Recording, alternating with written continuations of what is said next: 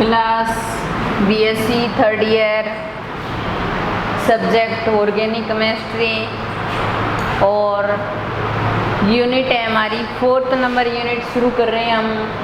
और जो टॉपिक है वो क्या है, कार्बोहाइड्रेट्स, जिसका पार्ट नंबर 1 कर रहे हैं हम। आज एक नई यूनिट स्टार्ट कर रहे हैं। इससे पहले हमारा सिंथेटिक पॉलीमर वाला टॉपिक था, वो कंप्लीट हो चुका। और अब हमारा टॉपिक आता है वो क्या है, कार्बोहाइड्रेट। क्या है, कार्बोहाइड्रेट। कार्बोहाइड्रेट जो शब्द है वो 2 शब्दों से मिलकर बना है, और एक तो होता है कार्बो और दूसरा है हाइड्रेट्स। क्या है, हाइड्रेट्स। अब देखिए, कार्बो का अर्थ होता है कार्बन और हाइड्रेट्स का अर्थ होता है जल या वाटर। तो अपने ऐसे कह सकते हैं कि कार्बन के जो जल युक्त यौगिक हैं उनको हम क्या नाम दे सकते हैं, कार्बोहाइड्रेट। कार्बन के जल युक्त यौगिकों को कार्बोहाइड्रेट्स कहा जा सकता है। इनका सामान्य सूत्र HCnH2nOn होता है। जैसे एग्जाम्पल के लिए ले हम ग्लूकोज। ग्लूकोज होता है C6H12O6। इसी प्रकार फ्रक्टोज C6H12O6, सुक्रोज C12H22O11, ये होता है। ये सारे क्या होते हैं, कार्बोहाइड्रेट्स होते हैं, जिनके अंदर कार्बन भी प्रेजेंट होता है और जिनके अंदर वाटर भी प्रेजेंट होता है। और इनका सामान्य सूत्र CnH2nOn होता है। फिर उसके पश्चात आता है कार्बोहाइड्रेट का वर्गीकरण। कार्बोहाइड्रेट का वर्गीकरण, कार्बोहाइड्रेट जो होते हैं वो उनको 2 भागों में बांटा जा सकता है। एक शर्कराएं, दूसरी क्या होती है, अशर्कराएं। एक तो क्या होती है शर्कराएं, दूसरी होती है अशर्कराएं। अशर्करा में पॉलीसेकेराइड्स आएंगे सिर्फ, और जो शर्कराएं होती हैं उनको आगे 2 भागों में डिवाइड किया गया है, मोनोसेकेराइड और ओलिगोसेकेराइड। और ओलिगोसेकेराइड के अंदर डाइसेकेराइड, ट्राइसेकेराइड और टेट्रासेकेराइड्स आते हैं। इनको हम एक एक को डिटेल में पढ़ेंगे अभी। जैसे हमने एग्जाम्पल के रूप में कार्बोहाइड्रेट को लिया था, जिसके अंदर क्या लिया था, ग्लूकोज लिया था, और एक हम फ्रक्टोज भी ले रहे थे। ग्लूकोज और फ्रक्टोज C6H12O6 होता है, और ये भी क्या होता है, C6H12O6 होता है। दोनों का अणुसूत्र क्या होता है, सेम होता है, लेकिन दोनों की संरचना अलग अलग होती है। इसके अंदर एल्डिहाइड समूह प्रेजेंट होता है, इसके अंदर कीटोनिक समूह प्रेजेंट होता है, लेकिन कार्बन 6 ही होते हैं। और इसके अंदर भी 6 ही कार्बन होते हैं, लेकिन इसके अंदर एल्डिहाइड होता है, तो इसलिए इसको एल्डोहेक्सोस शर्करा भी कह सकते हैं, और इसको कीटोहेक्सोस शर्करा भी कह सकते हैं। कीटोहेक्सोस शर्करा भी कहते हैं। जो कार्बोहाइड्रेट होते हैं उनके पीछे ओस लगता है, इसलिए इनको एल्डोहेक्सोस या कीटोहेक्सोस कहा जाता है। जो ग्लूकोज होता है उसको इस तरीके से शो करते हैं अपने, और CH2OH ये कंडीशन होती है। और जो फ्रक्टोज होता है उसको C∪O CHOH3 और CH2OH ऐसे शो किया जाता है। ये तो क्या होता है, ग्लूकोज होता है। क्या होता है, ग्लूकोज। और इसको क्या बोला जाता है, एल्डोहेक्सोस। क्या कहा जाता है, एल्डोहेक्सोस। एल्डिहाइड समूह है, 6 कार्बन है, ओस पीछे लगता है, और इसको बोला जाता है कीटोहेक्सोस। क्या बोला जाता है, कीटोहेक्सोस, यानी कि कीटोनिक समूह है, 6 कार्बन है और ओस पीछे लगता है, तो कीटोहेक्सोस कहा जाता है। जब हम कोई भी केमिकल रिएक्शन करते हैं तो इसको इस तरीके से शॉर्ट फॉर्म में लेकर के करते हैं, लेकिन जब इनकी संरचना की बात करेंगे तो हम प्रत्येक कार्बन को अलग अलग लिखेंगे। क्या करेंगे, प्रत्येक कार्बन को अलग अलग लिखेंगे। अब हमारे कार्बोहाइड्रेट के वर्गीकरण को डिटेल में पढ़ते हैं। कार्बोहाइड्रेट को 2 भागों में बांटा जा सकता है। एक तो क्या है, शर्कराएं। क्या है, शर्कराएं नाम से स्पष्ट हो रहा है। ये एक तो क्या होती है, क्रिस्टलीय फॉर्म में होती हैं, क्रिस्टलीय ठोस के रूप में होती हैं, ठीक है। और अशर्कराएं जो होती हैं, अशर्कराएं जो होती हैं वो क्या होती हैं, अक्रिस्टलीय ठोस के रूप में होती हैं, अक्रिस्टलीय ठोस के रूप में होती हैं। यानी शर्कराएं जो होती हैं वो क्रिस्टल फॉर्म में पाई जाती हैं और ये अक्रिस्टलीय फॉर्म में पाई जाती हैं। अब देखिए ये जल में विलय होती हैं, क्या होती हैं, जल में विलय होती हैं, लेकिन ये क्या होती हैं, जल में अविलय होती हैं, जल में क्या होती हैं, अविलय होती हैं। और ये जो है वो स्वाद में मीठी होती हैं, इनका स्वाद क्या होता है, मीठा होता है, इनका स्वाद मीठा नहीं होता, स्वाद में मीठी नहीं होती है।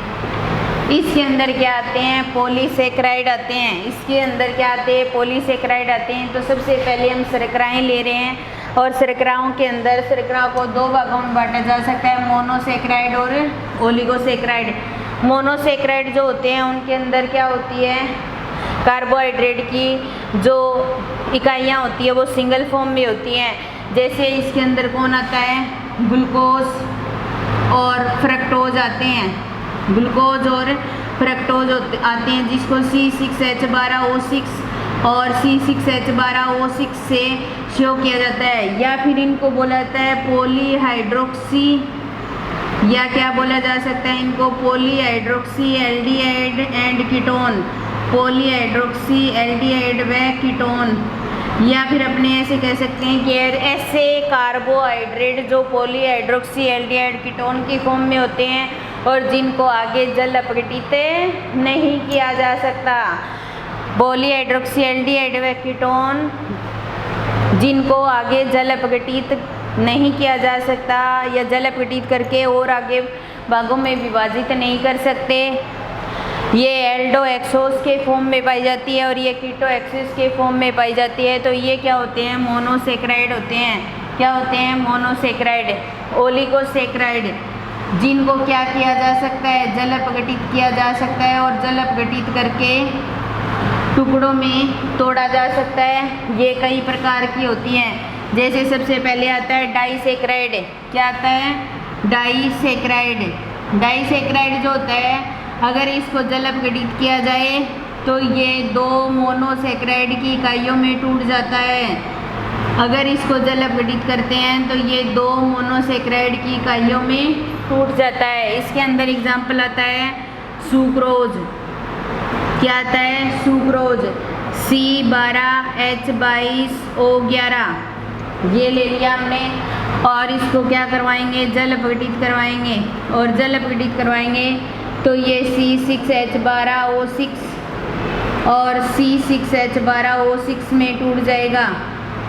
ये तो इसको क्या बोलेंगे, ग्लूकोज, और इसको क्या बोलेंगे, फ्रक्टोज।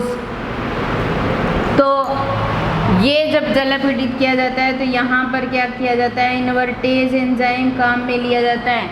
इन्वर्टेज एंजाइम काम में लेकर के सुक्रोज को जल अपघटित किया जाता है और ग्लूकोज और फ्रक्टोज में विभाजित कर दिया जाता है।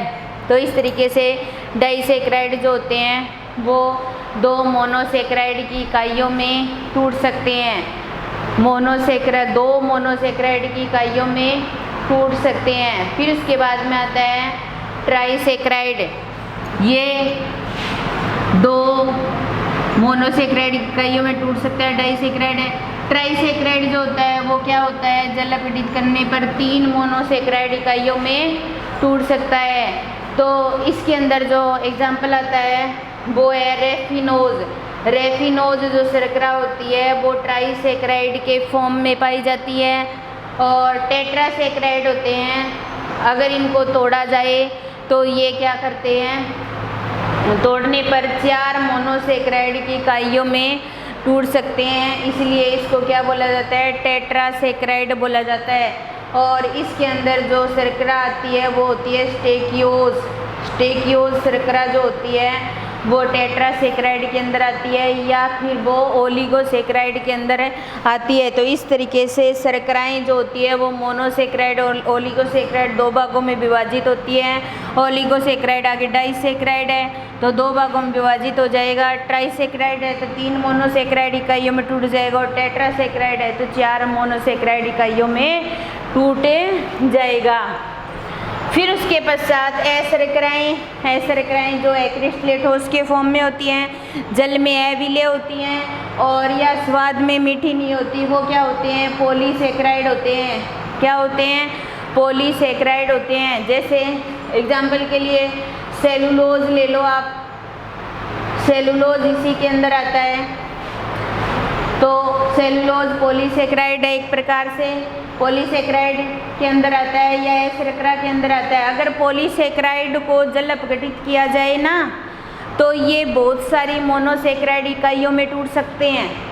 कोई निश्चित नहीं होती कि भी 2 में टूटेगा या 4 में टूटेगा या 6 में टूटेगा, बहुत सारी मोनोसेक्राइड इकाइयों में टूट सकते हैं। अगर वो मोनोसेक्राइड इकाइयाँ सेम प्रकार की होती है तो इसको बोला जाता है समपॉलीसेक्राइड। समान प्रकार की है तो बोला जाएगा समपॉलीसेक्राइड। समान प्रकार की, मान लो ऐसा पॉलीसेक्राइड हमारे पास, हम उसको जल अपघटित कर रहे हैं तो सारी इकाइयाँ ग्लूकोज की प्राप्त हो रही है। हमें भी ग्लूकोज क्या है? मोनोसेक्राइड है तो ग्लूकोज की प्राप्त हो रही है तो वो समपॉलीसेक्राइड हो जाएगा। अगर वो इकाइयाँ भिन्न भिन्न प्रकार की है तो उसको क्या बोला जाएगा? विषम पॉलीसेक्राइड्स। क्या बोला जाएगा? विषम पॉलीसेक्राइड। तो इस तरीके से समपॉलीसेक्राइड और विषम पॉलीसेक्राइड दो भागों में डिवाइड किया जा सकता है। ये था कार्बोहाइड्रेट का वर्गीकरण। दो प्रकार का था, शर्कराएं, अशर्कराएं। शर्करा के अंदर मोनोसेक्राइड, ओलिगोसेक्राइड में डाइसेक्राइड के अंदर सुक्रोज, ट्राइसेक्राइड में रेफिनोज, टेट्रासेक्राइड में स्टेकियोज आएगा।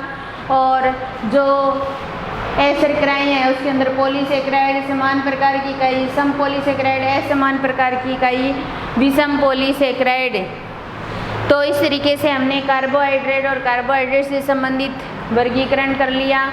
अब बीएससी थर्ड ईयर के जो बच्चे हैं वो ध्यान से जो सिंथेटिक पॉलीमर वाला चैप्टर करवाया है उसको ध्यान से पढ़ना, समझना, बार बार वीडियो को देखना।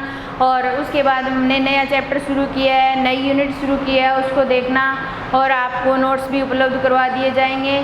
तो आप पहले इन चीज़ों को बार बार वीडियो देख करके समझने की कोशिश करें। आज की मेरी क्लास यहीं समाप्त होती है। धन्यवाद।